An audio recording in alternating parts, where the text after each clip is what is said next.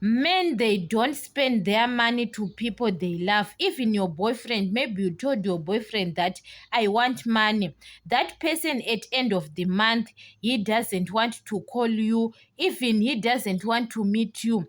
That person doesn't love you. When you saw that person, when you are saying something, maybe you want help, you want money as his girlfriend, and that person start changing his mood, stop calling you or what. Men, guys, they don't spend their money to people they don't love.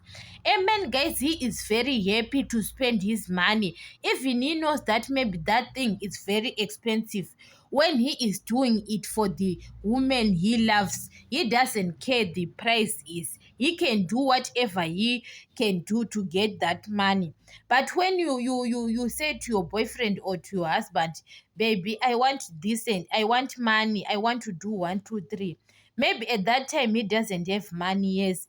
But maybe you tell him, but every time when you are telling that person, he starts changing his face. He doesn't want it. He is not in love with you.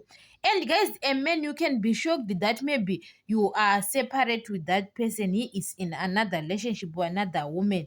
And he is always spoiling that woman, but he was not spoiling you. He was not in love with you.